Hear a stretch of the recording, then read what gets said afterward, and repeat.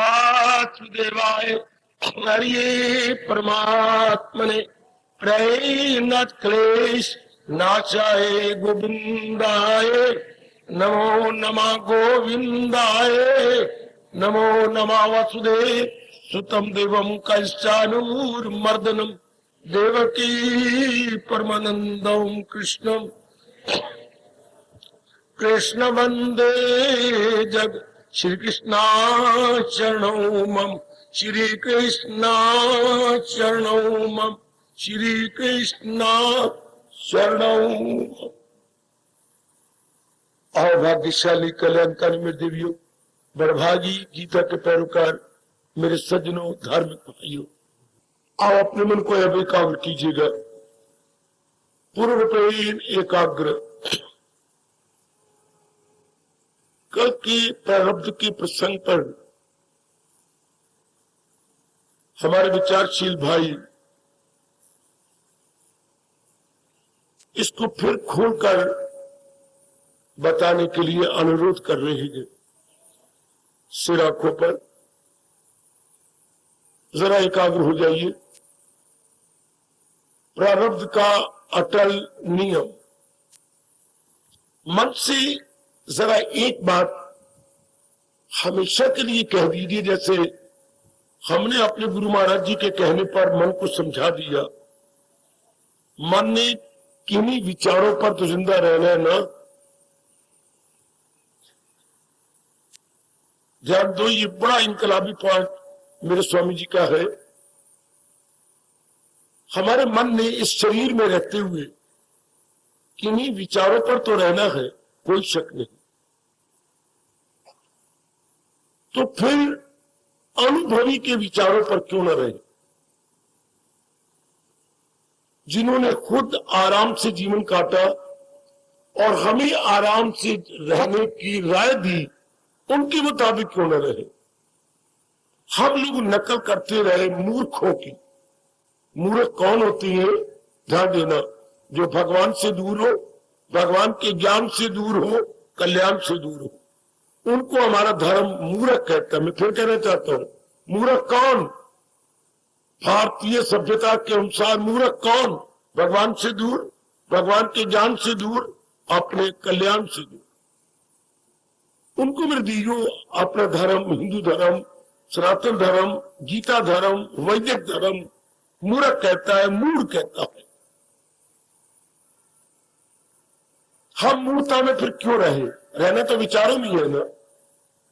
तो क्यों ना अपने अनुभवी महापुरुषों के या गीता जी के विचारों पर रहे। जैसे हम समझाई बैठे हैं, आप भी समझा लेना, बड़ा सुख पाओगे। खासकर मैं जवानों से कहूंगा, लंबा एक सफर आपने व्यतीत करना है। जीवन एक यात्रा है और आयु पर्यंत हमारी यात्रा चलती रहनी है। ये एक लंबी यात्रा है। अगर भगवान के ज्ञान के अनुसार काटी जाएगी, पता ही नहीं लगेगा जिंदगी कैसे सुख से गुजर गई। इसलिए मन को समझा लो कि आपने वो विचार निकाल देने गए और भगवान के विचार रखने। ये पक्का इरादा कर लो मेरी माताओं, बेटियों, बुजुर्गों और भाइयों। जैसे मैंने ये राय दी कि इन्हीं विचारों पर रहना है ना मन, जरूर, तो क्यों ना भगवान के विचार रखे जाए। ध्यान देना, अभी इसी समय गुजरता जा रहा है, चौकड़ियां भरता जा रहा है समय।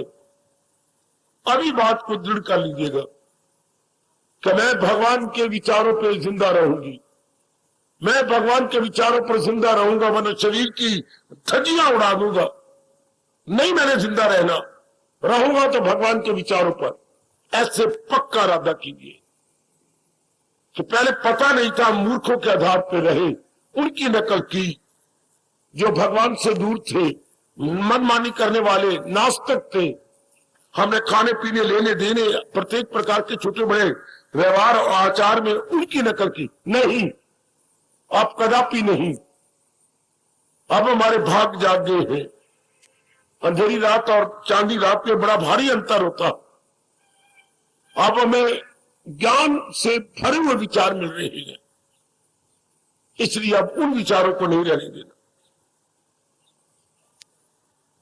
अब भगवान का जो कल विचार चल रहा था, जरा मैं निराले ढंग से और इसे समझाने की चेष्टा करूंगा। अब ध्यान से सुनना। भगवान जी ने अपनी सृष्टि को किन्हीं ही ध्यान से अटल नियमों के आधार पर चला रखा।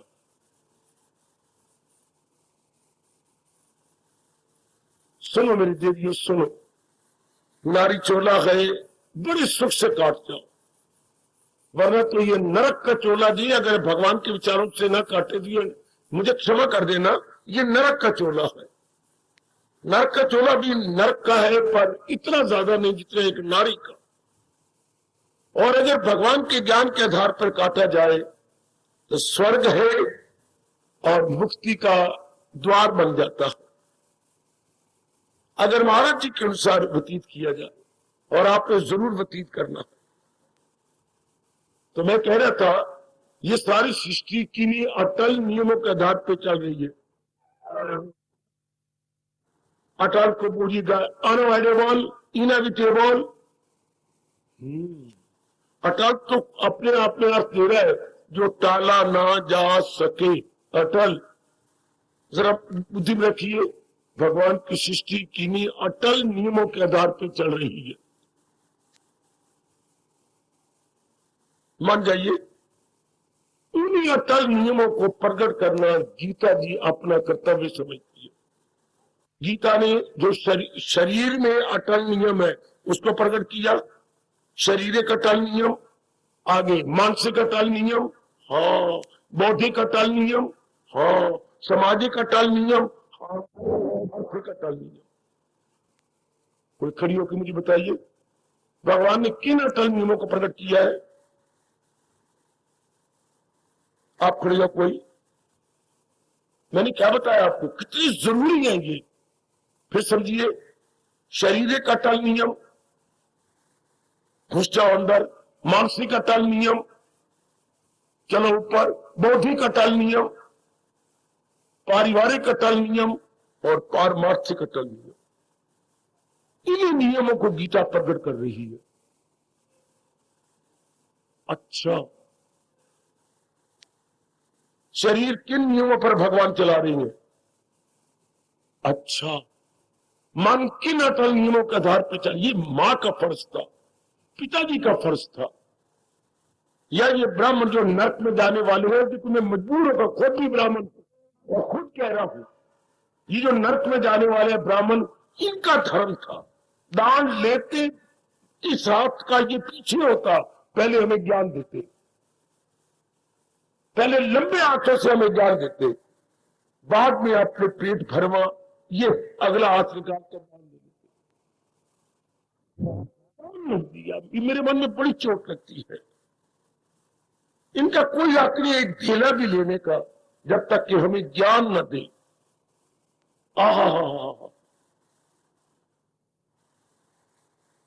काका, हमें ये पता लगना चाहिए शुरू से शरीर के अटल नियम क्या है जो भगवान ने बताए, मन के अटल नियम क्या है, बुद्धि के, फिर आगे परिवार के और पारमार्थिक। अगर उन नियमों की परवाह न की जाए, न बिगड़ेगा गीता का, न बिगड़ेगी प्रकृति का, न बिगड़ेगा भगवान का। बेड़ा अपने घर कौन है? क्या गम बेहिसाब उनको दिन होके, अपने बेड़ा घर होगा। एक और श्लोक है गीता में जोरदार, जो इस दौर से हट के वो ख्वाहिश का बंदा गुनाहगार हयात उसकी दुनिया में बिल्कुल तबाह हो जाएगा। जैसे आज तक जमाने में देख रहे हो, कोई भगवान का बिगड़ रहा है या कोई जहान का बिगड़ रहा है, हमारे बिगड़ रहा है। जो भगवान के नियमों को नहीं मानेगा अपने बिगड़ रहा है। इसकी जानकारी माँ बाप को करानी चाहिए। मैं तो बहुत कह चुका हूं भगवान को, भगवान जी उनको औलाद न दिया करो। जिस माँ बाप के पल्ले गीता का ज्ञान नहीं, तो क्या एक आदमी जाके हंसना, मुझे बेवकूफ कहना, जो मर्जी कह लेना, आपकी खुशी। लेकिन मेरी जमीर मुझे कहती है उन्हीं माँ बाप की औलाद होनी चाहिए जिन माँ बाप के पहले गीता जी का ज्ञान है, वरना बच्चे गंदे पैदा होंगे। मेरी बेटियां बिल्कुल बार मुख्ता में लग जाएंगी और बार मुख्ता में नाना प्रकार के क्लेश अर्थात आदि व्याधि और उपाधि। याद रखिए मेरे देवियों, भगवान जी ने हम जैसों पर बड़ा उपकार किया गीता ज्ञान दे करके। ये जो चोटी का ज्ञान हमें मिला है हमारे पर बड़ा भारी उपकार है। जैसे किसी के माँ बाप शरीर छोड़ जाते हैं, बहुत बढ़िया मकान और बैंक बैलेंस छोड़ के गए, तो आप प्रेम भरे आंसू बातें, पिताजी आपने हमारे पर बड़ा भारी उपकार किया, कारोबार चला के गए, आपके रहने के लिए मकान बना के दे गए, बैंक बैलेंस भी आपको 10 लाख रुपए दे गए। कितना बड़ा उपकार है माँ बाप का। इस तरह अब दूसरी ये तो है ना बाहरी रूप में सुख से रहेंगे, भगवान का कितना बड़ा उपकार है। क्या हम मानसिक और बौद्धिक और पारिवारिक रूप में सुख से रहेंगे अगर इन अटल नियमों की जानकारी से हम दिन काटे। सज्जनों, जो मेरे पर प्रश्न किया गया वो कल का है, उनमें ये एक अटल नियम है, क्या बनाया है जो तेरी फितरत ने धर्म, कराएगी फितरत वही तुझसे, तुझे लाख रोके फरेबे ख्याल मन, करेगा तू नाचार कुंती के लाल। कोई इल्म से लाख पुर नूर गए मगर अपनी फितरत से मजबूर गए, बशर अपनी फितरत बदलता नहीं, यहां जबर से काम। इन भगवान के 2 श्लोकों में, इन 2 श्लोकों का हेडिंग आप क्या दोगे, शीर्षक क्या बिठाओगे? नीचे 2 श्लोक लिखना, ऊपर क्या शीर्षक बिठाओगे? प्रारब्ध, या अगर क्लियर करना हो तो प्रारब्ध का अटल नियम, प्रारब्ध का अटल नियम।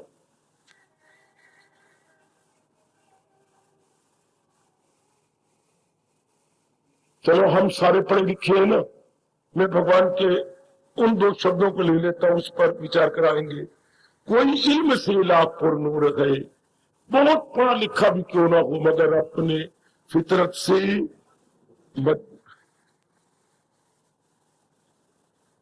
थोड़ा सा प्रकाश डालूं और फिर एक आग्रह रहना। भगवान ने ये शरीर बना दिया 10 अंगों वाला, 5 कर्म इंद्रियां, 5 ज्ञान इंद्रियों वाला ये शरीर बन गया मेरे सज्जनों और मेरी देवियों, बन गया जरूर बन गया, ये शरीर बन गया। अच्छा, बस ये भगवान ने गजब ढा दिया, जो अंदर ये हमारी नाभि, ये नीचे नाभि जिसमें छेद है, इससे पूरे 10 उंगल ऊपर, आपके 10 उंगल ये बिठा के 5 उंगल और ये 5, ये मन का स्थान है, रेजिडेंस ऑफ माइंड, ये हमारे मन का स्थान। इतने हिस्से के अंदर जो विचार बनाए, ठीक है, भगवान अगर यही चाहते थे कि इस चलते फिरते मकान के अंदर विचार भी रहे, बड़ी अच्छी बात होती। लेकिन एक बड़ी हैरानगी की बात है, प्रश्न करने वाले मेरे भैया और मेरे सारे बुजुर्गों, मेरे जवान, मेरी माताओं, मेरी अच्छी बेटियों, विचार तो रब ने बनाए थे।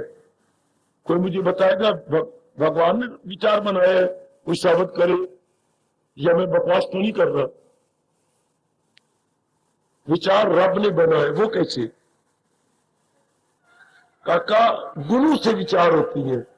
भगवान ने गुण जो बना दी है, रजोगुण, सतोगुण और आगे रजोगुण और तमोगुण। इसलिए विचार भी 3 प्रकार के होते हैं।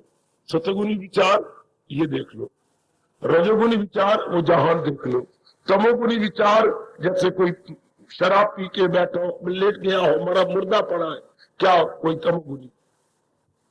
कबाबी, शराबी, विलासी, जो इन तीनों में मरा पड़ा है उसे हम तमोगुनी कहते हैं। अच्छा, भगवान ने त्रिगुणात्मक सृष्टि चलाई, इसलिए विचार अलग अलग होंगे। शरीर बना था, एक बकवास कर रहा हूं ना मैं, शायद मुझे भगवान क्षमा नहीं करेंगे, पर मैं क्या करूं, मैंने बड़ा समझाया अपने आप को, पर सारी बातें मान गया, ये पता नहीं क्यों नहीं मानता। भगवान एक गुण से दुनिया बना, सत्व गुण से। ये रजोगुण तमोगुण डाल के ना भगवान ने अड़ंगा बड़ंगा बना दिया। लगेगा तो मुझे पाप, और मैं बर्दाश्त करूंगा। एक गुण से सृष्टि होती, सारे बराबर होते, सारे। और भगवान उत्पन्न करने का तरीका और बनाते, नारी योनि न बनती। बहुत भारी दुख होता है मादा को, 84 लाख योनियों की मादा है ना, 84 लाख योनियों की स्त्रियां है ना, बहुत दुख पाती, बहुत ज्यादा दुख पाती हैं। जितनी भी नारियां हैं सब योनियों की। भगवान पैदा करने का और तरीका बना दे, तू तो सर्व समर्थ है। जैसे ब्रह्मा जी ने ख्याल किया, नारद बना दिया, किसी मां के पेट से थोड़ा हुआ है। वशिष्ठ जी विचारों से पैदा हुए, इनसे बोलते हैं मान। ब्रह्मा जी के मानसिक संकल्प आया, सामने खड़े हो गए। इसी तरह भगवान संकल्प से सृष्टि बना सकते थे, सारे जीव जंतु बन जाते, नारी न बन। और अगर भगवान चाहती है नारी बनाना, तो चोटी का ज्ञान होता आपके पल्ले, लेकिन ज्ञान होता तो आप मां न बनते। हाय रब्बा मेरे यहाँ, मां बना जाता है ममता से। बाबा, ममता और मां की राशि एक ही है ना, और मां और ममता होती है अज्ञानता से, जिसके पल्ले ज्ञान आ जाएगा। खैर, तो ये जो भगवान ने 3 प्रकार के विचार बना दिए, हाँ, इससे क्या होगा?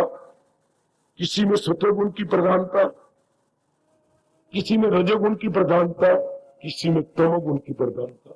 याद रखना, गुणों के आधार पर ही विचार आती है, और गुणों के आधार पर हमारा स्वभाव बनता है।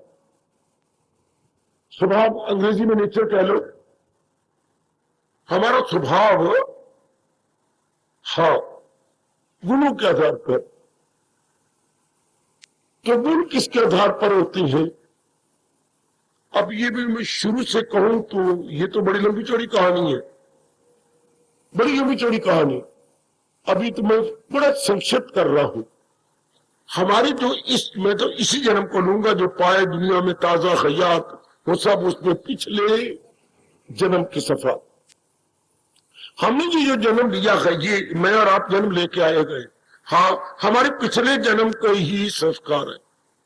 संस्कारों का मतलब हमने कर्म किए, हाँ, और उसका जो आफ्टर इफेक्ट है उसको हिंदू धर्म के अनुसार संस्कार is equal to after effect of activities. After effect, हमने तो कर्म किए, जो उसका तात्कालिक प्रभाव पड़ता है अंतःकरण पर, उसको हम अपने हिंदू धर्म के अनुसार बोलते हैं संस्कार। जो हमने कर्म किए, अच्छा, कर्म का किन पे संस्कार नहीं पड़ता? आए हाय हाय हाय हाय, मैं नहीं कर्म कर रहा क्या? या बड़े बड़े भगवान के प्यारे नहीं कर्म कर गए? किया उन्होंने। विवेकानंद नहीं कर्म कर गया? प्रातः स्मरणीय गुरुदेव महाराज जी कर्म नहीं कर गए? कर गए। उन पर कोई संस्कार नहीं पड़ा। क्यों? जरा भर भी फल की तरफ ध्यान नहीं था, 1% भी फल की तरफ ध्यान नहीं था। उनके रग रग में ये समा गया था कि क्या क्या हो रहा है, आकाशवाणी आ रही है, तुझे काम करना गए ओ मरने का, जाओ तुम जागे हो, अनेकों को जगा दो। बस इस आधार पर उन्होंने कर्म किए और हजारों को जगाए। उनके लिए फल की कोई चीज, इसलिए और कर्म करती है असर ही नहीं होता, उन पर संस्कार नहीं पड़ते। आहा, देखो भगवान का फरमान, सहारा किसी का न ले पल, क्या बनू आगे, अमल बने कर्म उसका है ऐन, वो कर्म में अकर्म हो गया, कर्म में अकर्म, कर्म कर भी गया ना करने के समान, कर्म कर दिया, हाथ जोड़ दिए, लो प्रभु आप में शक्ति दी, ये उनके सारे को शब्द यथामति यथा शक्ति, मैंने कर्म किया, आप जानो आपका काम जानो, बस छुट्टी, कोई संकल्प नहीं, सफुरना नहीं, लेना नहीं, देना नहीं, राग नहीं, द्वेष नहीं। आहा, बड़े प्रेम से मीठी नींद सो जाना, जैसे कोई सुदागर घोड़े बेच के सोता, क्योंकि कर्म के साथ वो अटैच नहीं थे, भगवान ने प्रेरणा दी, उन्होंने कर्म कर दिया, आप जानो। वाह वाह, ये हिंदू धर्म ने कमाल कर दिया, ये खोज करके। कर्म के संस्कार नहीं पड़ेंगे अगर कर्म में फल की चाहना न हो, केवल फर्ज की पहचान हो। ये तो लाखों करोड़ों में कोई कोई होता है, वरना हर नर नारी शेख चिल्ली की तरह है, जिसको हम कहेंगे मनोराज्य बनाता है, मनोराज्य। हवाई किले खड़े करके कर्म करते हैं, मैं पढ़ गया ना, फिर मैं इम्तिहान दूंगा, फिर मैं बैंक में लग जाऊंगा, या मैं कोई ये करूंगा, पहले शेख चिल्ली की तरह बहुत कुछ बना लेते हैं, बहुत कुछ बेटे पहले ही बना लेते हैं, मनोराज्य बोलते ही से। लेकिन जो पहुंच जाती है उनका तो कहना ही क्या, वो नहीं, वो सिर्फ अपने कर्तव्य की पहचान करते हैं।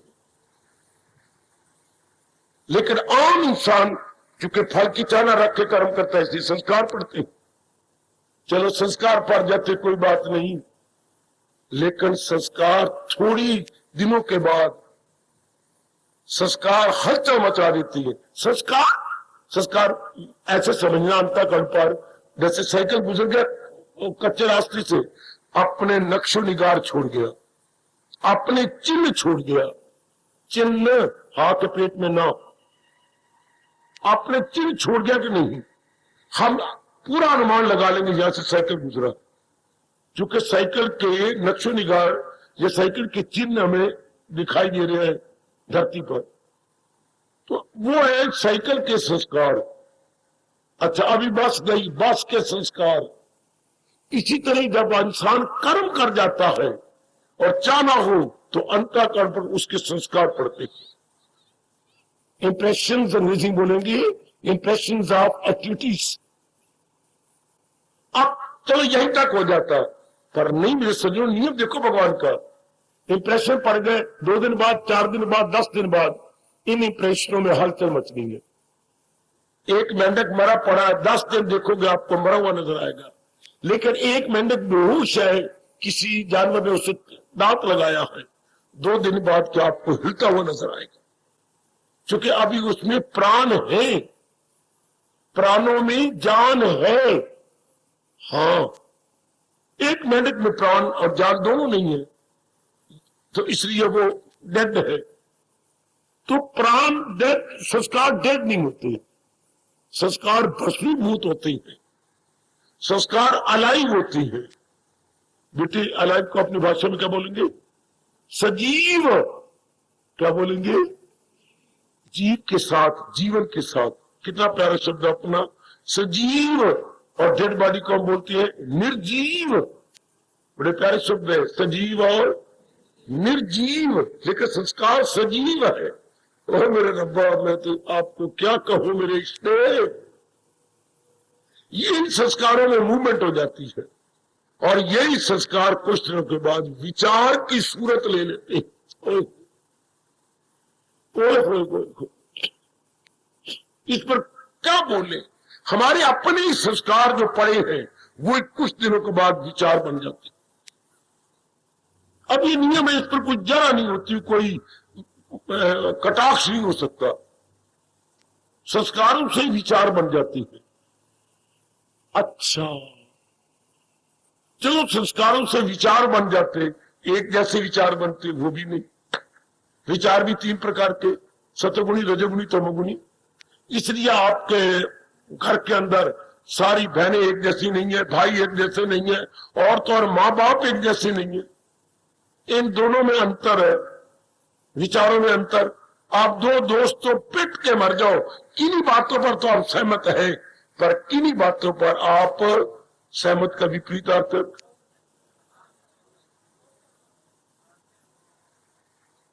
सहमत नहीं है, इसका विपरीत अर्थ क्या है? किन्हीं विचार में 2 दोस्त सहमत है, 2 सखियां सहमत है, लेकिन किन्हीं विचारों पर तक आपको नहीं आता। छोटी छोटी बातों पर आप मुझे हैरान कर देती है। सहमत का उल्ट नहीं आता। मतभेद क्या होगा? मतभेद। आहा, आप सहमत है तो उसका उल्ट क्या हो गया? मतभेद है, मत तो मत में भेद हो गया। तो यही मतभेद कुछ दिन बाद बढ़ जाएगा। इसमें आपके बस की बात नहीं, प्रकृति का नियम ये है, सहमत हो जाना और मतभेद हो जाना। अच्छा, इससे क्या हो जाता है? शर्म आती है मुझे बोलते हुए। रब ने सृष्टि तो बनाई है, पर बड़ी विचित्र सृष्टि है। जब तक आप सहमत रहेंगे आपको एक दूसरे के साथ राग रहेगा। जब आप मतभेद बढ़ जाएगा तो आपस में ही द्वेष हो जाएगा, राग और द्वेष। इन्हीं 2 अटल नियमों के आधार पर ये सारी सृष्टि चल रही है। वही पहले अच्छे लगते हैं जो कि सहमत होती है, वही चंद दिनों के बाद क्या मतभेद ज्यादा हो जाता है तो हमारे में क्या द्वेष पैदा हो जाता है। एक परमात्मा का पूज्य जीव में राग द्वेष नहीं होता, चूंकि वो इन बातों से उठ चुका है ऊपर और हमेशा प्रभु के चिंतन में रहता है या भगवान के क्षेत्र में रहता है। बड़ी दूर की बात नहीं है, मैं छोड़े जा रहा हूं। वही संस्कार विचार बन गए। हाँ, अब विचार, चलो विचार बन गए, अच्छा हो गया। नहीं ना, वो विचार बार बार उठते हैं। आटा गूंथी तो विचार, आप बाथरूम में नहा रही हो तो विचार, आप बाजार में घूम रहे हो, ये चलते फिरते केबल, ये छोटा शरीर, हाँ जा रहा है, अंदर विचार उठ रहे। अरे बा, ये क्या कर दिया? शरीर घूमे जा रहा है, अंदर विचार आ रही है।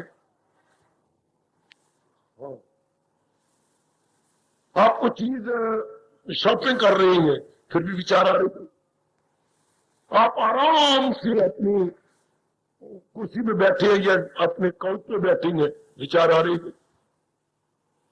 अच्छा, अब ये विचार 1 दिन आएंगे, 2 दिन आएंगे, जब तक नींद नहीं आएगी वो विचार जो संस्कार को डोमिनेट कर रहा है, जिस विचार की अधिकता है, संस्कार की विचार की अधिकता बन जाएगी, वो लेटे लेटे भी आएगा। हाँ सरकार, ए सरकार जी, जैसे ये विचार 2-3 दिन आए, सुनो मैं क्या कहने जा रहा हूं, अटल नियम भगवान का, उन्हीं विचारों अनुसार आप कर्म करने लग जाएंगे। ये सब माँ बाप को बताना चाहिए था ना, या भगवान जी हम ये घुट्टी पिला देते जब हम जन्म ले रहे थे, या ब्राह्मण इतने अनुभवी होते कि वो हमें आके बताते, हमारे गुरु बन जाते। कोई भी तो नहीं समझाता। तीन संस्कारों से विचार बनती है, और जैसे विचार बार बार उठती हैं उसके अनुसार क्या होती है? कर्म। चलो कोई बात नहीं, कर्म हो गया, नहीं ना, क्यों? वो जो कर्म हमने किया 2-4 दिनों बाद वैसा कर्म फिर करेंगे, है क्यों? उस कर्म को रुचि के साथ किया हमने उस कर्म को रुचि के साथ, इंटरेस्ट के साथ किया। We executed that activity with interest, with keen interest. जिन कर्मों को आप रुचि के साथ नहीं करते वो रिपीट नहीं होते, उनको हम दोहराते नहीं है। लेकिन भगवान ये सृष्टि चलानी है तो हम रुचि के साथ कर्म करते, उनमें मजा लेते हैं। किसी ने पकौड़े खाए, बड़ी रुचि के साथ खाए, इधर खा वो चटनी भी थी तो ले लेके ना शुक्र उंगलियां बच गई उसकी, और गरम गरम थी और बड़े बड़े प्यार से खाए। चलो अच्छे तरह रुचि नहीं बढ़ती है। कहा अभी 3 दिन नहीं गुजरे, अम्मा ओ माँ, हाँ पकौड़े अंदर दिल पिया करता है। क्यों? आपने रुचि के साथ खाए, वो पेशाब मल भी बन गया उसका, लेकिन नहीं ना, अंतःकरण पर वो अपने संस्कार फिर छोड़ गया, अपनी जो स्वाद का संस्कार छोड़ गया। अब उसका फिर क्या करेगा? आप फिर रिपीट करोगे? हाँ, आप फिर कुछ दिन बाद फिर कहोगे आज तो अम्मा, चाहे माँ के गले में हाथ डाल के जैसे हम प्यार से बनाते थे, अम्मा क्या पुत्र, फिर बात बन गई आज ना मैल पूरे खाने। क्यों? कुछ दिन पहले माँ ने खिलाए थे, वो रुचि के साथ खाए, स्वाद अंदर रह गया। हाय उसे तक के लज्जत मिले जिसे दीदे बारी की परम निष्ठा। भगवान कहते जब तक मेरा दीदार नहीं होगा ये संस्कार भस्मीभूत होने ही नहीं। परम दृष्टवा निवर्तते, ये प्रभु दूसरे अध्याय में क्लियर किए, पर मैं बड़ी बड़ी बातें कैसे बताऊं आपको। अब ये वो कर्म बार बार हुआ, हाँ बार बार कर्म करने से आदत बन गई। आदत का मतलब मुझे कोई तो बताए, आदत का मतलब, आदत का अर्थ क्या होता है? कोई बेटा आपसे पूछता है बेटी अम्मा तूने आदत बोला, आदत क्या होती है? स्वभाव। आदत क्या होती है? बार बार करना। आदत बताइए, आदत किसे कहती है? देखिए कितनी अजीब बात है जो आप साधारण शब्द नहीं बोल अर्थ बताते हैं। हालांकि आदत है, हैबिट, अंग्रेजी में हैबिट कहिएगा, हम अपने भाषा बोलेंगे स्वभाव, स्वभाव को आदत बोलते हैं। तो आदत क्या होती है? काका हो मेरे जवानों और भाइयों, बताओ बेटियों, गुग्गू बन जाती हो, आदत क्या बनी? अब इसको बार बार किए बिना हम रह ही नहीं सकते। We are all bound to repeat. One is bound to repeat. कब वो आदत कहलाएगी? ऐसी लगाइए अंदाजा कितनी आदतें बन चुकी हैं। कोई देखे बिना रह नहीं सकता, आपसे प्यार किए बिना रह नहीं सकता। वह कोई गंदे गंदे गीत है अश्लील, हाँ वो सुने बिना रह नहीं सकता। फलानी जगह जाना रह नहीं सकता। इस तरह देखती है आंखों कुछ आदतें पड़ गई हैं। विशेष विशेष पदार्थ, विशेष विशेष चेहरे, विशेष विशेष कपड़े, अगर आप दरहाई में जाए तो मरा पड़ा इंसान। फिर इधर कानून कुछ आदत बन गई है सुनने की, कुछ सुनने की आदत बन गई है, हाँ कुछ खाने पीने की आदत बन गई है, कुछ लेने देने की आदत बन गई है, कुछ इस तरह बाकी अंगों की आदतें बन गई हैं, पैरों की आदत बन गई है, कोई कोई कोई कोई कोई कोई ये कितनी आदत बन गई। हाँ इजिकल टू करेक्टर। इन नाना प्रकार की आदत को लेकर के जो कहेंगे चरित्र है, कैरेक्टर, चाल चलन। सिर्फ एक नहीं चाल चलन, कोई लड़की के पीछे ये लड़का लड़की तो कैरेक्टर खराब है, गलत। हर एक अंग की आदत को कैरेक्टर बोलते हैं हमारा देश। जो आंखों को देखने का अभ्यास बन गया, नहीं रह सकती, कान नहीं रह सकते फलाना गीत सुनना है, फलाना जी ऐसी गाती है जो गाता वो सुनना है।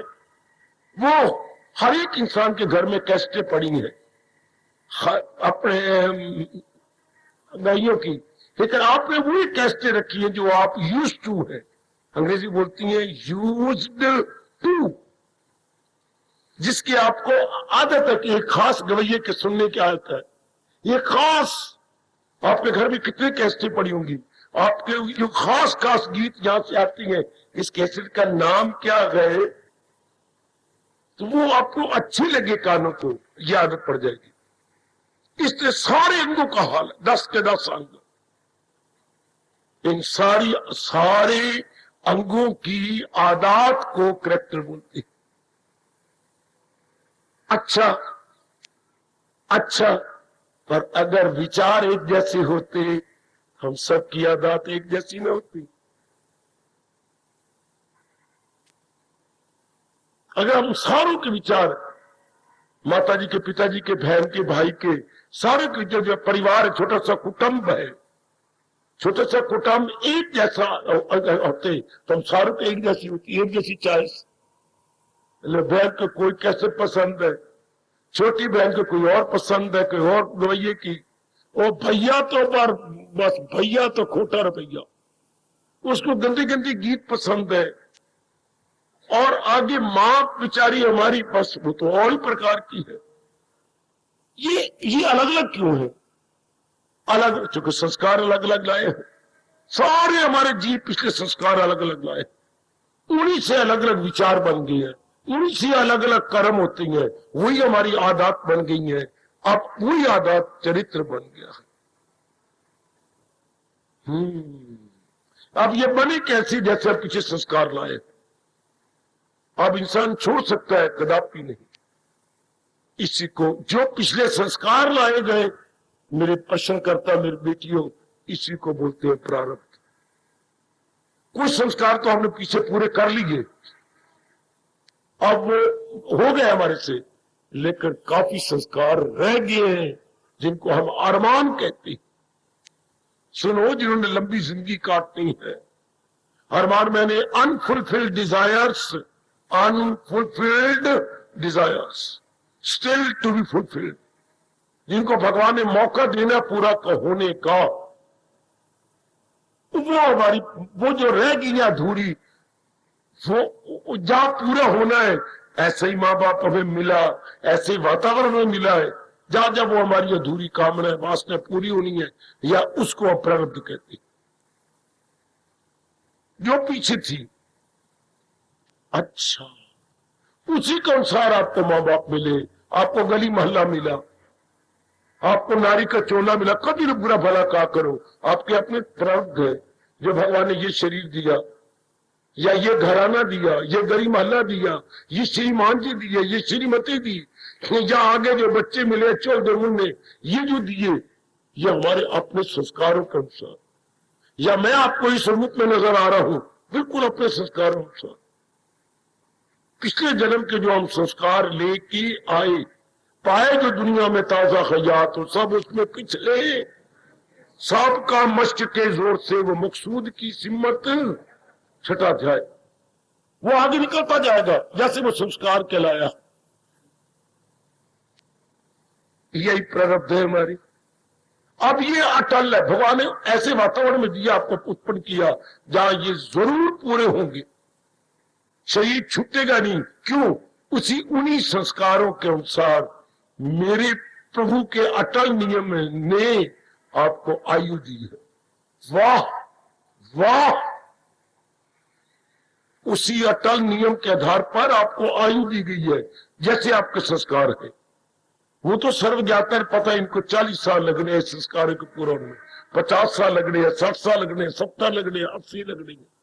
देख लीजिए, बालक मरते जा रहे गए, पर बूढ़े बैठे अभी। छोटे पेट में बच्ची मर जाती हैं, पैदा होकर मर जाती हैं, जवानों का एक्सीडेंट हो जाता है। उनकी प्रारब्ध पिछले जन्म की इतनी थी, तो क्या सारे संस्कार खत्म हो गए? अब ये रब ने जो और नियम बना दिया, इंसान नए प्रकार के विचार कर लेता। नए ना बनते ना, फिर तो इंसान मुक्त हो जाता, मरता तो मर जाता हमेशा। संस्कार तो पहले मरना नहीं, जब तक संस्कार ना खत्म हो। हाँ, 12 आने जी प्रारब्ध के अधीन है। अब मैं रब को क्या कहूं, 4 आने ये नए प्रकार के संस्कार बनाता, जिससे हम बोलते हैं क्रियमान कर्म। प्रारब्ध कर्म तो तब तो आयु रहेगी, लेकिन ये क्रियमान कर बैठता है। ये क्रियमान ना होते अगर पूर्ण रूप भगवान के प्यारे बन जाते। भगवान के प्यारे का पहला लक्षण क्या है? तुझे काम करना है उम्र देकार, नहीं उसके फल पर तुझे। केवल हम अपने कर्तव्य कर्म करते, हाँ फल पर न, प्रभु आप ताकत दे रही है, मैं एक स्टूडेंट पढ़ता जितना उसका बढ़ सकता है, लेकिन ये ना कहना मेरे 80% नंबर आए, ये ना सोचता। पढ़े जा रहा है, आपकी तरफ से पूरी मेहनत कर रहा है, आगे जो इच्छा नंदलाल की। हर एक का तकिया कलाम ये होता, बिजनेसमैन खूब मेहनत मारता, आगे जो मेरे भगवान दे दे, लाख दे कख दे ठीक। अंतःकरण पर कोई संस्कार ना पड़ते हर इंसान मुक्त हो जाता। अगर नए संस्कार ना पड़े तो, अगर नए ना पड़े तो, लेकिन हम तो शेष चिड़िया की तरह मैल खड़े करते। आई तो वो जो प्रारब्ध है वो तो जरूर पूरी होगी, उतनी आयु लिखवा के लाए। भगवान ने वैसा वातावरण भी आपको दिया है, जिस वातावरण में आपके वो संस्कार पूरे होने हैं, वैसे ही घराना दिया, चोला आपको वैसे दिया। जब एक कोई भी जीव, जैसे आप में से कोई गलती कर रहा हो, बहुत ज्यादा नारी से प्यार करती है, बहुत ज्यादा, तो परमात्मा की कसम जरूर नारी का चोला आपको मिलेगा। लगाई थी लौ जिससे, और अगर आप बहुत ज्यादा किसी नर से प्यार करती रही है, बहुत ज्यादा नर से, ये नारी का चोला। अब तो ये थूक लगा के ना, ये कानों को लगा के तौबा कर जाओ कि सिवाय भगवान के मैंने किसी का चिंतन नहीं करना। इन शब्दों को 4 चांद नहीं 8 चांद लगा दो। क्या सदा मेरा पेग हो, तेरी चोटी का जोर मार लो, रो लो, थप्पड़ मार लो अपने गालों पर, अच्छी तरह पहले पानी लगा के फिर मारो थप्पड़ जोर का, कि सिवाय भगवान की पूरी चिंतन करना। ये सच्चाई है जो मेरे रब ने मुझे अनुभव करवाई। कुछ नहीं और किसी का चिंतन करना। अगर कोई रूप आपको बार बार नजर आ रहा है, आप अपने साथ वैर कमाते हैं। प्रारब्ध ये कहती है आगे नई प्रारब्ध ना बनाओ, जो पुरानी प्रारब्ध है उसी को कंज्यूम करके हम चले जाए, नए खाते ना खोले, पुराना जो उधार है वो उतार के चले जाए, पर नई उधार नहीं डालनी, नहीं डालनी, नई लेजर नहीं खोलनी।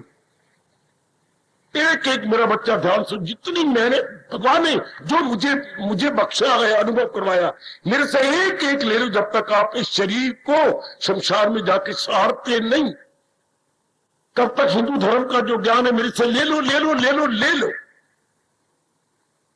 बड़ी खुशी से मैं देने को तैयार हूं। ये बिल्कुल सच्चाई की बात जी जो मैं आपसे प्रकट कर रहा हूं, कि वो जिसका बार बार धन का बार बार चिंतन होगा, अगला जन्म जरूर धक्के खाओगे। ऐसे घराने में जाओगे जो दिन रात आपको मरना पड़ेगा। धन तो मिलेगा, सुख नहीं मिलेगा, क्योंकि धन बिना मेहनत किए आता नहीं। आपके महापुरुष कहेंगे क्या क्या क्या क्या क्या, आए भाई बिना डुलाए ना मिले जो पंखे की पौन। जैसे कि पंखे को बार बार हिलाया ना जाए तो हवा नहीं आती, इस तरह दिन रात मरा ना जाए तो लक्ष्मी नहीं आती। बिना डुलाए ना मिले जो पंखे की पौन, मैंने वायु, पंखे मैंने पक्खा। जैसे बिना डुलाए बिना हिलाए हिलाए, ये बार बार कर रहे हो, एक कमलो एक कमली ये कर रही है ना, हिला रही, तो अब हवा आ रही है ना, तो जो दौलत की काम में लेके मर गया, मेरे लाखोंपति हो जाओ, अगले जन्म में बहुत मरेगा। जैसे पंखे को मिलाएगा, बुद्धि को जाएगा, तन को जाएगा, उधर जाओ, फॉरेन कंट्री में जाओ, उधर जाओ, ये बिजनेस खोल, फैक्ट्री बना, ये कर, हाय लाखों में धन तो आएगा, सुख नहीं आएगा। टट्टू की तरह, गधे की तरह मिन्नत मारनी पड़ेगी। हाय क्या इसलिए या कोई और ख्वाहिश कर ली संसार संबंधी, मरेगा बुरी तरह। इसलिए परमात्मा ने एक बात हम सबको कही, सदा मेरा पेग हो, ध्यान में भगवान जी हो जा। वो प्रारब्ध खत्म करके जाए, नहीं ना प्रारब्ध बनाए। पहले ध्यान से सुन लो बेटी, वो अपनी पिछले जन्म की प्रारब्ध जो हमारे प्रीवियस है वो तो पूरे करके जाएंगे, नहीं ना बनाए, ये देखना। नहीं कौन नहीं बनाएगी या बनाएगा, जिसके चिंतन में भगवान, जिनके ख्यालों में भगवान, उसकी नई प्रारब्ध, नया खाता नहीं खोल रहा, उसकी नई लेजर नहीं खोल रही। हाय हाय हाय हाय हाय, सुन मेरी बच्ची, करोड़ों की बात। अब तो ले ली नारी का चोला, पत्नी बन गई, मां बन गई, मामी, चाची, पता नहीं क्या क्या बन, स्यापा बन डाल लिया। अब आगे नहीं, तो आगे कौन किसका नहीं होगा? जिसके चिंतन में भगवान। ये कहती है गीता, समझाती है गीता, है लिखाती है गीता, बनाती है गीता, उड़ाती है गीता, और भगवान से जहां मिलाती है गीता। कि चिंतन में भगवान कर दो। अगर मैं सही रूप में चिंतन में अपने इष्ट देव को ला चुका हूं तो आप पर जरूर असर पड़ेगा, क्योंकि बोलने वाले का ही असर पड़ता है। आपके चिंतन में भी भगवान आ जाए। हर एक मेरे बुजुर्ग और मेरे बेटे के चिंतन में भगवान। ये आपने खास निगरानी करनी, मन को समझा लो कि चिंतन में मैं किसी नारी को नहीं लाऊंगा, मैं चिंतन में धन को नहीं लाऊंगा, पढ़ाई को नहीं लाऊंगा, अपने शरीर को नहीं लाऊंगा, ख्यालों की दुनिया में मैं किसी संसार के प्राणी पदार्थ को नहीं लाऊंगा। भूल के भी नहीं, भूल के भी नहीं, वरना घाटे में जाओगे, बड़ी बुरी जगह जन्म लेना पड़ेगा। इज्जत को नहीं लाऊंगा, मेरी इज्जत हो, मेरा ये हो, अगले जन्म में धक्के खाओगे। जैसे ये देख लो, गांव गांव कोई जीवन है। जैसे ये मिनिस्टर की उम्मीद रखने वाले कितने गांव में गए हैं। श्री फूलचंद जी बता रहे हैं कि 256 गांव में जाना पड़ता है। 256 कितने गांव हैं इनके इलाका, हल्का कहूं, इनके बीच में या इनके हल्के में, इतने गांव में, और कितना नगर के कितने घर में, किस तरह प्यार से मंदिर में भी, प्यार से मंदिर में आए। बाबा जी, जी आपका आदर सिर मत्थे, आशीर्वाद जरूर। अब देख लो, फिर मेरे कर दो, उन्होंने कभी मंदिर पहले ये जो नए नए जीव आए थे, मैं तंबाकू वाला हूं तो मैं फलाने वाला हूं, तो मैंने उसका आया तंबाकू वाले हैं, मैं गीता वाला हूं। बेचारा आप पे से बाहर हो गया कि चंगा तंबाकू वाला गीते वाले से मिला। बहुत अच्छी है कि रजोगुनी मिल रहा सतोगुनी से, कोई तंबाकू वाला शहर में खड़ा होगा तो वो आए, ठीक है, आशीर्वाद लो गीता वाले की। बाजी मेरा घर पूरा हो गया। इतना कह के अपनी कार पे चढ़ गया। जब आपने कहा मैं गीता वाला हूं तो मैं तंबाकू वाला हूं, तो घर पूरा हो गया मेरा। तो ये सारे को देखो, अपना मन मार के, जमीर मार के आना पड़ता है ना। ये कौन है जिन्होंने पिछले जन्म में इज्जत की तमन्ना की? ये आंखों से देखो, आंखों के सामने है। धक्के खानी, इनको धक्के खाना नहीं कहेंगे, इनको रुलना नहीं कहेंगे, इन्हें जमीन मारना नहीं कहेंगे, इन्हें नक कटवाना नहीं कहेंगे। नक कान कटवा के जाना जगह जगह जगह जगह जगह जगह जगह जगह। कईयों ने बुरे भले शब्द भी कहे, सुना दिया मुझे, फलाना ने मुझे गांव में ये कहा, फलाना ने ये कहा। आपने सहन कैसे कर लिया? मैं क्या करूं? हमारे यह बाली जी आते, आज नहीं आए, इतनी रख रख के सुनाई। मिलिट्री रिटायर ऑफिसर है, पता इनका क्या स्वभाव बना हुआ। अब आए वोट लेने, आओ कुर्सी में बैठो, और पहले मैंने पानी चा पिलाया, फिर कुर्सी पे बिठाया, फिर मैंने दे गल्ला दी जूते मारे, बातों के जूते, कि जरा मेरे बाद गाल तो करो। उन विचारों का उठना ही मुश्किल हो गया। लेकिन ये इज्जत का, ये देख लो कितना बुरा हाल, कितना बुरा हाल। और ये भी आप देखते हैं, जितने बड़े बन जाएंगे,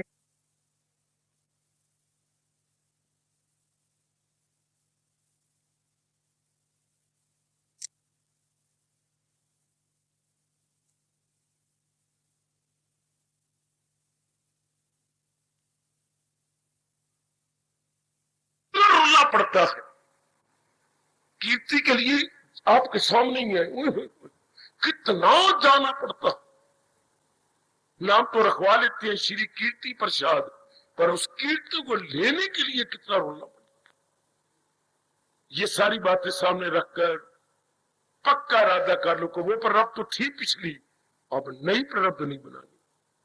इसलिए मैं अपनी बेटियों को माताओं कहा करता हूं, नई प्रारब्ध नहीं बनानी। नई प्रारब्ध किसकी नहीं बन रही?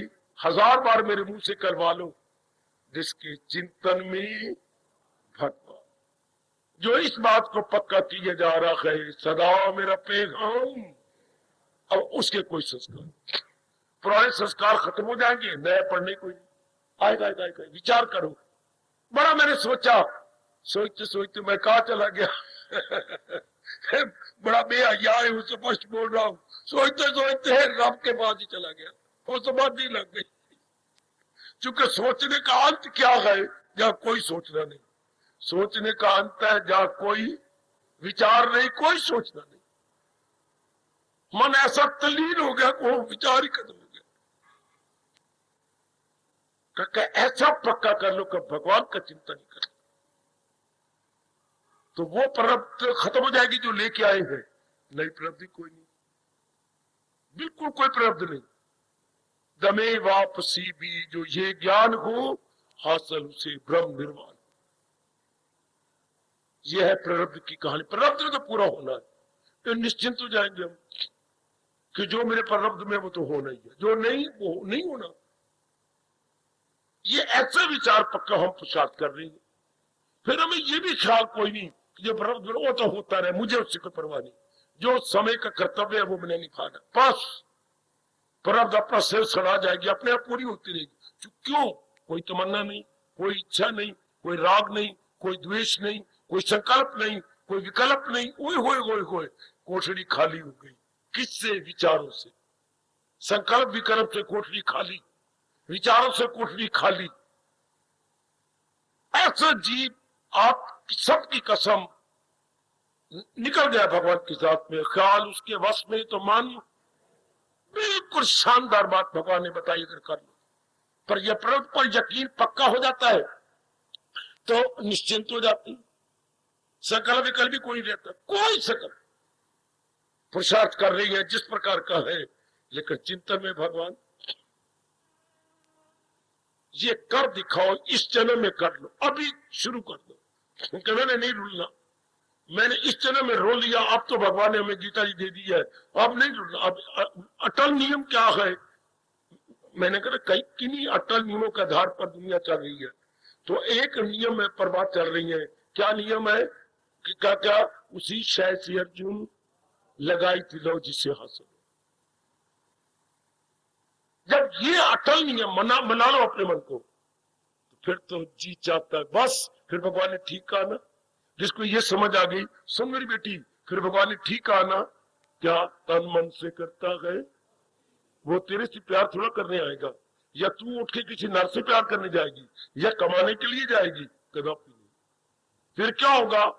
फिर मन वचन कर्म से हम अपने इष्ट देव के प्यारे बन जाए। वो तन मन से करता है भक्ति, इसी से आपकी जमीर कहेगी वो तर गया। उनको और कोई चिंता नहीं सूझे, चिंतन करें क्या? प्रारब्ध पर भरोसा रखते हुए वो चिंतन में भगवान चला जाए। तो आपको तो प्रारब्ध में भी भगवान का भक्ति करना है बेटी, आपके प्रारब्ध में भी तो भक्ति करना है। वरना यहां थोड़ा खुद भगवान कह रही है कि प्रारब्ध में भक्ति ना होती बेटी, तो अब यही रस सिनेमा में होता। कई मेरी बेटियां सिनेमा में बैठी हैं, कई बेटियां क्लबों में बैठी हैं, कई बेटियां जरा बन ठन के थोड़े थोड़े कपड़े पा के क्लबों में बैठी है, पार्क में बैठी है। और कई मेरी बच्चियां देख लो, इस इन टंटों से बचने के लिए भगवान की वाणी में आ बैठी। देखो सारे देखो रश इतना सिनेमा हॉल में भी होगा और जगह भी होगा और एक सत्संग भवन में भी। ये क्या है? अपने प्रारब्ध को हमेशा खत्म करके जा रहे हैं। वो अपने नए सिरे से लेजर बुक खोल रही है, नए सिरे से उनकी लेजर चल रही है। फिर नया तकना होगा, मेरी बेटी वहां बैठी तक रही होगी, कुछ खा रही होगी, और गोलगप्पे और स्वाद अंदर इकट्ठा हो रहा होगा।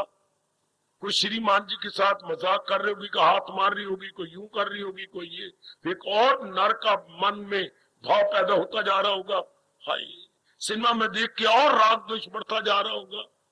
कोई टीवी के आगे बैठ के और अपने अंदर नेगेटिव क्वालिटी पैदा करते जा रहे होंगे। और आप पुरानी प्रारब्ध को साड़ कर नई कोई प्रारब्ध नहीं बनाने जा रहे। आप उड़ारियां भरने जा रही गए, नई प्रारब्ध कोई बना नहीं गए।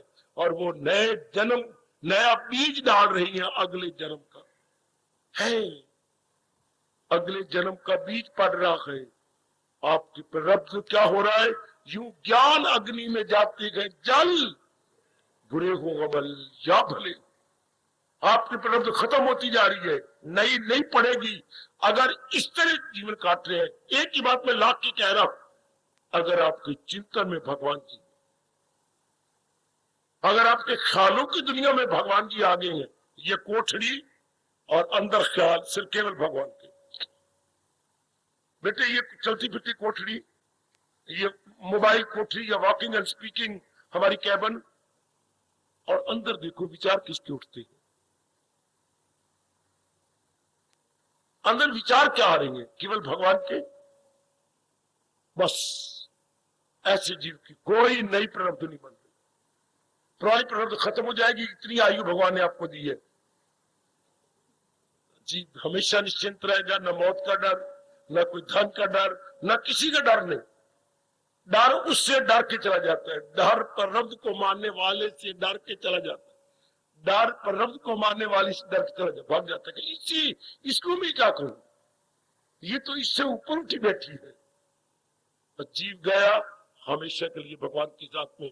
फिर जो मैं आखिर में कहता हूं, फिर जो शक्ति इसको चला रही है शरीर को, हाँ वो यहां है, ये दो भ्रूमों के इस तरह ये चमक रही है भगवान की यह शक्ति, वो पावर है, एनर्जी है, हाँ जो इसकी चला रही है। तो सर्वव्यापी वो भगवान की एनर्जी जा रही है, उसी का ही अंश है ये, तो ये उसमें समा गया, मुक्त हो गया जी, उसी का रिफ्लेक्शन है और उसी में समा गया। नहीं तो अगर बेवकूफ बनते तो ये अंदर का सूक्ष्म शरीर पावर लेके आपके गर्भ में जाती, अब जन्म मरण होता, कुछ अरमान होते, कोई कामना होती, कोई इच्छा होती, फिर आपके पेट में। वरना क्या हो गया, कहीं नहीं जाना, नूर नूर में समा गया, ज्योति ज्योति में समा गया। ऐसी राज की बातों पर गहराई में उतरा कर, क्या आप ऐसी मार्ग पे जा रहे हैं ना?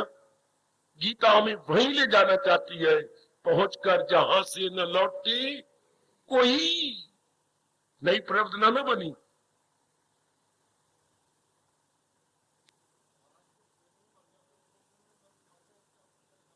क्या कह रहे? हाँ हाँ सुनिए, जो अभी पैदा ही नहीं हुआ अंदर मर गया, उसने कुछ माँ का दुख देना था। शास्त्री बताता है माँ के साथ उसका विशेष संबंध था, कोई ऐसा जीव था जबकि माँ ने उसको बहुत सिताया था या दुख दिया था, उसका केवल माँ के साथ संबंध था, वो इतना ही दे करके वो चल बसा। जरूर होगा, उसका सिर्फ वो प्रारब्ध खत्म हुआ है उस शरीर के साथ, वो मुक्त नहीं हो सकता जब तक के अभ्यास न करे, जुटे नहीं। यूं तो अंदर जो अंदर ही मर गया, फिर तो यूं तो अनेकों को मारते जा रहे हैं इंसान, ऐसा नहीं होता जब तक जीव बिल्कुल ना मुक्त होता, अभ्यास न करे, इससे पहले ऐसा नहीं होता। जीव अभ्यास करके ही जाएगा, जैसे अब हम कर रहे हैं, इस तरह मुक्ति होती है। जैसे आप जुट रही और संस्कारों को, पुराने संस्कारों को खत्म करते जा रहे और नए देख रहे, सारी बातें छोड़ दो, मैं कह रहा हूं मेरी मान लो, नया संस्कार ना पड़े, और नहीं पड़ेगा यदि हमारे चलते फिरते भगवान का चिंतन होगा। मैं अच्छी तरह देखे बैठा हूं अपने अंतःकरण को, इसलिए पुरजोर शब्दों में कह रहा हूं, बिल्कुल शांत मन, आनंद। पुराने संस्कार हम भोग लेंगे, जिसको प्रारब्ध कहेंगे, नया बीज ही कोई नहीं, कोई बीज नहीं, कोई खेती नहीं, कोई बीज ने कोई जन्म मरण नहीं होगा, जीव छूट गया, निकल गया। ये आपकी गीता कह रही है। बस अब पुराने भुगतान प्रारब्ध वो तो भुगतान ही हमने, नया में कोई नया चिंतन ही कोई नहीं। ये है प्रारब्ध की कहानी, बिल्कुल शांत आनंद। फिर भी मैं खत्म करता हुआ कहूंगा, चिंतन में भगवान को लाओ। हमें पिछले जन्म में तो बताया नहीं गया ना, है भाई ये रब ने बनाया क्या है, जन्म पर जन्म लेके जन्म पर जन्म, ज्ञानी जरूर पहुंच जाए आखिर को मेरे खजूर। बहु नाम जन्म नाम अंत ज्ञानवान मां प्रपद्यते। बहुत जन्मों के अखीर में जाके जीव ऐसा बन, जैसे अब आप बनते जा रहे, जैसे मेरी माताएं बेटियां बनाती जा रही हैं, वह लाख नहीं करोड़ की एक बात, चिंतन में भगवान। चूंकि नियम, अटल नियम क्या है, लगाई थी लौ जिससे। पिछले दिनों में हमने मिट्टी पाई, अंगारे पाए, सिर में राख डाली, कईयों को चिंतन करते थे और कईयों के चिंतन के संस्कार लेके मर गए। कईयों के तभी तो आपकी शादी हुई, तभी तो आपने शादी की, एक नहीं दो नहीं 7 लावा फेरा ले लिए, तभी तो आपको कई चीजें मिली हैं। मुझे क्यों नहीं मिली, आपको क्यों मिली, मेरे मन में क्यों नहीं आया कि मेरी भी शादी हो? ऐसा विचार किया करो ना, मेरे मन में क्यों नहीं आया, इनके मन में क्यों नहीं, इनके को आया है ना? कोई अटल नियम रब का? हमारे से कोई बात में चिढ़ जाते थे, क्या बात है, और कोई देर जहान में बात नहीं रही, केवल यही बात, अच्छा केवल यही बात रहेगी आपको करना ही हो। हम चिढ़ते थे, बुरा बनाते थे, तो आप में उनका शौक होते था, क्यों, क्या फर्क है दोनों में संस्कारों? दोनों ही हम, ये भगवान जी ने कहा नमूना सा गोया अया कर दिया, नमूने, अब दोनों नमूने बैठे हैं, दोनों नमूने हम हो पिछले संस्कारों को नुकसान। इसलिए अब तो पक्का कर लो ना, आपके संस्कार थे, घराना ऐसा मिला, माँ ऐसी मिली, बाप ऐसा मिला, सारे ऐसे मिले, श्रीमान जी मिले, श्रीमती मिली, बच्चे बुच्चे कुछ ऐसे हो गए, बस अब हो गए प्रारब्ध। नई प्रारब्ध तो नहीं बना रहे बाबा, कौन बना रहा है? जिसके चिंतन में नाम रूप आ रहे, उसकी बदकिस्मती है गीता सुनकर। अगर ये श्लोक आप पे लागू होता है, लगाए जो महसूस, बस वो मोया मोया मोया मोया मोया।